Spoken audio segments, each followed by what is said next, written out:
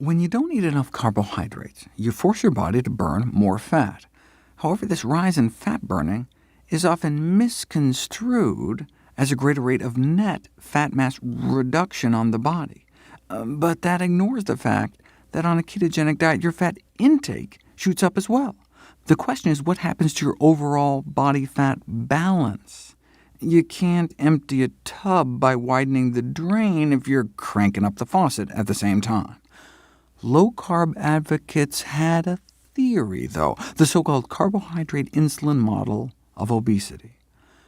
Proponents of low-carb diets, whether a ketogenic diet or more relaxed form of carbohydrate restriction, suggested that the decreased insulin secretion would lead to less fat storage, and so even if you were eating more fat, less of it would stick to your frame. So we'd be burning more and storing less, the perfect combination for fat loss, or so the theory went.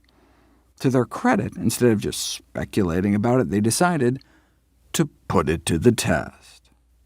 Gary Taubes formed the Nutrition Science Initiative to sponsor research to validate the carbohydrate insulin model. He's the journalist who wrote the controversial 2002 New York Times Magazine piece, "What If It's All Been a Big Fat Lie?", which attempted to turn nutrition dogma on its head by arguing in favor of the Atkins diet, with its bunless bacon cheeseburgers based on the carbohydrate insulin model. Much of Nina Teicholz's book, The Big Fat Surprise, is simply recycled from Taubes' earlier work. In response, some of the very researchers Taubes cited to support his thesis accused him of twisting their words. "The article was incredibly misleading," one said. "I was horrified." "He took this weird little idea and blew it up, and people believed him," said another. "What a disaster." It doesn't matter what people say, though. All that matters is the science.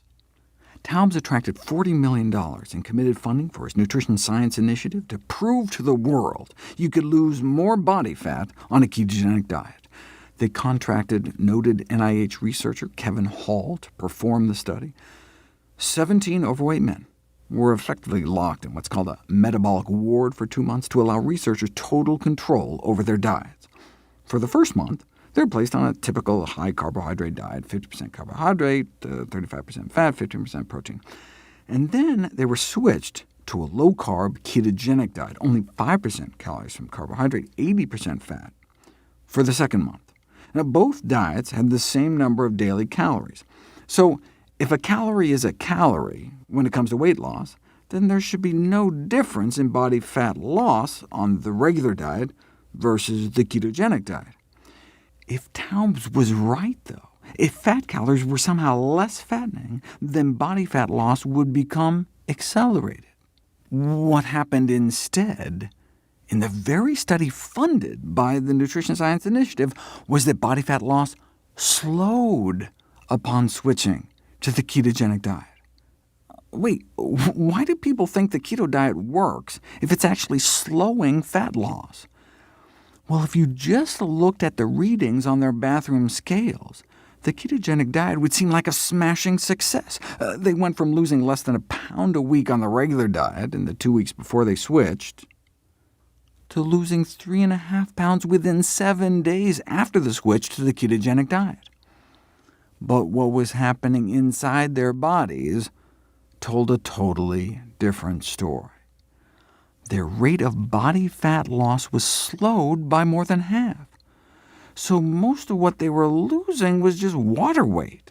The reason they started burning less fat on a ketogenic diet was presumed to be because without the preferred fuel, carbohydrates, their body started burning more of its own protein. And that's exactly what happened. Switching to a ketogenic diet made them lose less fat mass and more fat-free mass. They lost more lean mass. That may help explain why the leg muscles of CrossFit trainees placed on a ketogenic diet may shrink as much as 8%.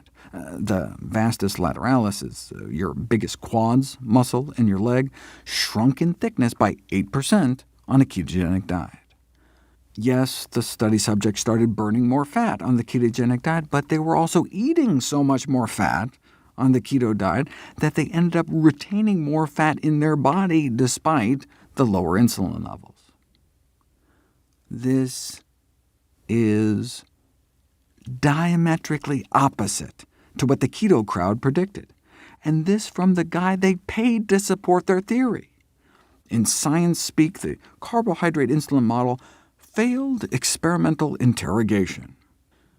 In light of this experimental falsification of the low-carb theory, the Nutrition Science Initiative effectively collapsed.